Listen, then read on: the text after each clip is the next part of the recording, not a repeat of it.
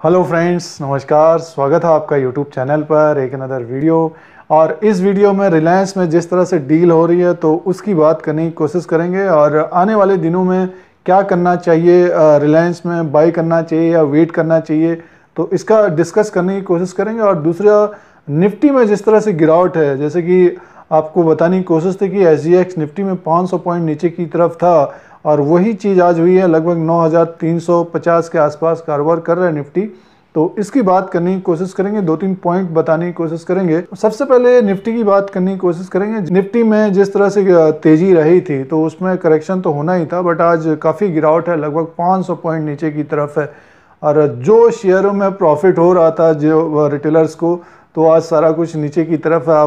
आप कोई भी शेयर उठा के देखिए, सब नीचे की तरफ है। तो ये जो गिरावट हुई है तो आने वाले दिनों में मान के चलिए कि मई के महीने में इसी तरह से गिरावट हो सकती है। और जब तक 9100 9000 से ऊपर की तरफ है निफ्टी, तो मान के चलिए कि एक तरह से ऊपर की तरफ जाता हुआ दिख सकता है। और उसका कारण ये है कि रिलायंस से इनका एम है डेप्थ कम करने के लिए, बट ये है कि स्टॉक का भाव एक तरह से 1450 के आसपास है। अब आने वाले दिनों में जैसे कि राइट इश्यू की बात है, तो राइट इश्यू लगभग 1257 रुपये के आसपास रहेगा वो, और 15 शेयर में एक शेयर मिलेगा, तो वो आने वाले दिनों में लगभग 53,000 करोड़ रुपये वो मिलेंगे। और आज ये जियो सिल्वर लेक का जो डील हुई है लगभग 5500 करोड़ का, तो ये एक इससे पहले फेसबुक के साथ जो डील हुई है लगभग 43,000 करोड़ का। तो ये सारे डीलें हैं लगभग जो इनके ऊपर डेप्ट है 3,36,000 करोड़ का, और लगभग 1,60,000 1,75,000 करोड़ के आसपास का इनके पास कैश है। और लमसम मान के चलिए 1,60,000 या 70,000 करोड़ का इन लोग का डेप्ट है। तो ये सारे डील होने के बावजूद काफ़ी डेप्ट रहेगा अभी भी कंपनी के ऊपर। और जो एक एर्मोको के साथ डील है, तो वो आने वाले दिनों में देखना पड़ेगा कि होता है या नहीं होता है। क्योंकि देखिए, एक तो इन्होंने अनाउंसमेंट किया था, इसी की वजह से देखिए ये रिलायंस जियो में जो डील हो रही हैं, क्योंकि अमाउंट भी इनको डेप्ट भी देना है आने वाले दिनों में, तो उसके वजह से ये सारी डीलें हो रही हैं। स्टॉक का भाव लगभग आप मान के चले 900 से 1450 और 1500 तक गया है। आज इतनी बड़ी खबर थी, बट स्टॉक का भाव ऊपर की तरफ नहीं है। रीज़न ये है कि निफ्टी नीचे की तरफ है, लगभग 500 पॉइंट नीचे की तरफ है। तो रिलायंस भी नीचे की तरफ है, ज़्यादा करेक्शन नहीं है। लेकिन इस भाव पे खरीदना चाहिए या नहीं खरीदना चाहिए, वो सबसे बड़ा सवाल है। बहुत सारे रिटेलर सोच रहे होंगे कि इतने बड़े बड़े डीलर हो रही हैं रिलायंस में, तो खरीदना चाहिए स्टॉक को। देखिए, लमसम 900 से 1450 के आसपास तक चला गया है। और अगर आने वाले दिनों में लगभग 3 से 6 महीने, या जैसे मार्च 21 की बात कही इन्होंने, 1 साल के अंदर कम कर देंगे, तो 1 साल के अंदर काफ़ी उतार चढ़ाव हुआ रिलायंस में। जो ये सोच रहे हैं, जिन्होंने लोअर लेवल पे ख़रीदा था, जिन्होंने प्रॉफिट बुक कर लिया है या कुछ रखे हुए हैं ऊपर की तरफ जाता हुआ दिखेगा, तो प्रॉफिट एक तरह से अपने अनुसार डिसीजन लेने की कोशिश करनी चाहिए। देखिए, अगर 1-1.5 महीने में 20%, 30%, 40% मिलता है, दिग्गज स्टॉक है रिलायंस, बट डेप्ट भी काफ़ी है। और जो बिज़नेस है, इसका कोर बिज़नेस है, उसमें काफ़ी इफेक्ट पड़ा हुआ है। और जो पेट्रोलियम का बिज़नेस है, काफ़ी इफेक्ट पड़ा हुआ है। रिटेल में भी इफेक्ट पड़ा हुआ है। जिस तरह से लॉकडाउन अप्रैल और मई में बढ़ा हुआ है, तो आप देखिएगा कि अभी अब बातें होने लगी कि कंपनी के CEO लगभग उनसे बातचीत हो रही है। जैसे कि अभी कंपनियों का अनुमान है, और मीडिया से बातचीत में इन्होंने कहा है कि लगभग 40 से 60% नुकसान रह सकता है। एक अनुमान है 40 से 60% नुकसान रह सकता है इस लॉकडाउन कोविड-19 की वजह से।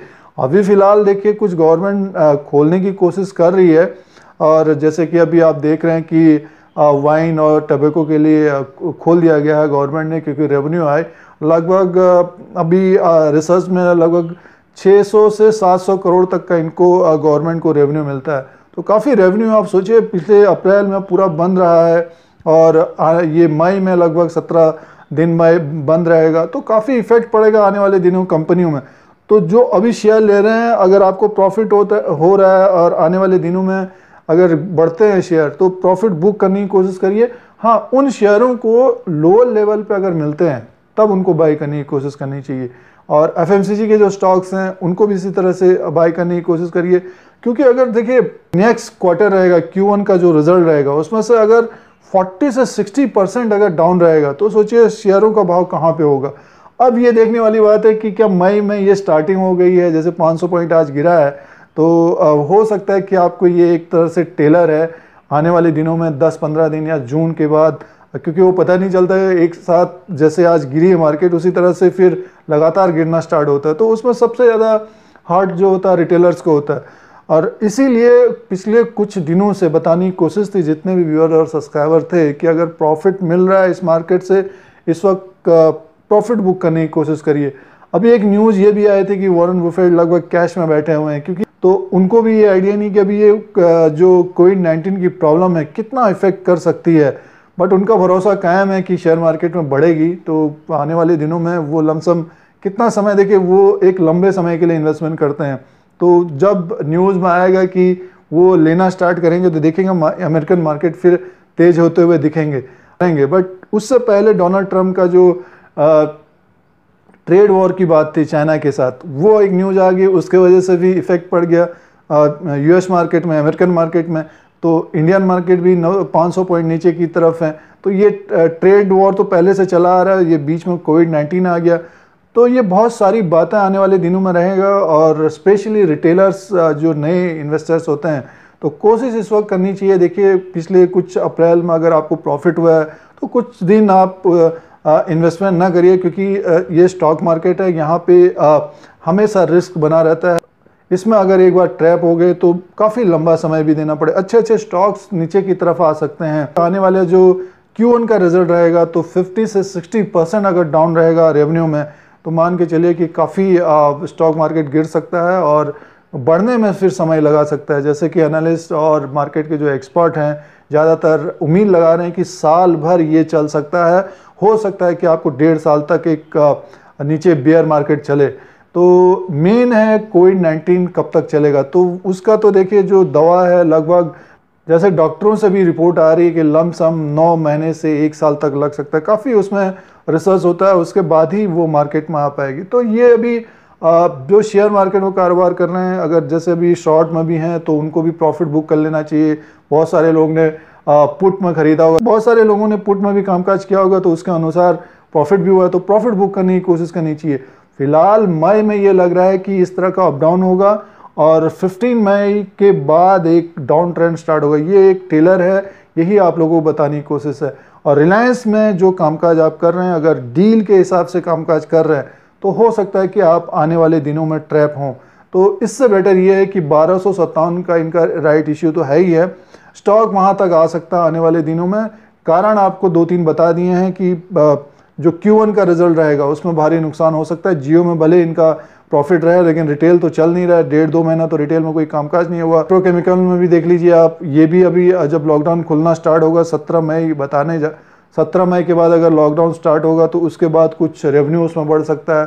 तो फिलहाल ये इसी के वजह से ये इतनी डीलें हो रही हैं और ये सिल्वर लेक के साथ इनकी डील थी, फेसबुक के साथ इनकी डील थी, इसीलिए थंबनेल में लिखने की कोशिश है कि बाय या वेट।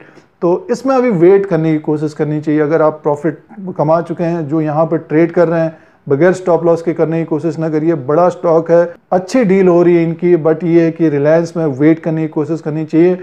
अगर आप गिरते हुए मार्केट में स्टॉक ले भी रहे हैं तो कम से कम लेने की कोशिश करनी चाहिए। अभी थोड़ा सा इंतज़ार करना चाहिए, वेट करना चाहिए मार्केट का, और ये आने वाले दिनों में आपको नीचे की तरफ आता हुआ दिख सकता है मार्केट। ये रिलायंस की आप लोगों को जो डील हो रही है तो उसका एक व्यू रखने की कोशिश थी कि आने वाले दिनों में क्या हो सकता है, क्योंकि देखिए प्रेजेंट टाइम में तो ये लग रहा है कि काफ़ी अच्छा ऊपर की तरफ जाता हुआ दिख सकता है। रिलायंस 1600-1700 का टारगेट आ रहा है और काफ़ी बड़े बड़े जो रिसर्च हाउस है, इनके रिसर्च हाउस हैं, मॉर्गन स्टैनली है, वो एडवाइजर है, तो उसके हिसाब से काफ़ी 1700-1800 का टारगेट दिया जा रहा है। आने वाले समय में देखिए लोअर लेवल पे खरीदेंगे वो बेटर है, कुछ परसेंटेज के हिसाब से आप लेंगे वो बेटर है। अगर प्रॉफिट आपने कमा लिया है थोड़ा इंतजार करने की कोशिश करिए। बट ये है कि लोअर लेवल पे अगर 1257 का राइट इशू आ रहा है तो ये मे भी 1257 से अभी नीचे की तरफ आता हुआ दिख सकता है आने वाले दिनों में, और उसका मेन कारण है जो नेक्स्ट Q1 का रिजल्ट रहेगा उसमें भारी गिरावट हो सकती है, उससे पहले हो जाएगी। बट ये है कि वो एक इशू रहेगा। कुछ बातें, कुछ पॉइंट आप लोगों को बताने की कोशिश थी कि आने वाले दिनों में क्या हो सकता है मार्केट में। रिलायंस शेयर की इसलिए बात करने की कोशिश थी क्योंकि आज 500 पॉइंट नीचे की तरफ है, रिलायंस में ज़्यादा गिरावट नहीं है क्योंकि डील की वजह से। अगर आपको ये YouTube channel India Dheeraj Singh देखना है तो सब्सक्राइब और बेल आइकन को प्रेस करिए। आप लोगों को इसी तरह से इंडिया का जो शेयर मार्केट है, स्टॉक मार्केट है, उसका अपडेट, एनालिसिस सारा कुछ लेटेस्ट देने की कोशिश करते हैं। फिर कोई नया वीडियो लेके आएंगे। आज के लिए इतना ही, धन्यवाद।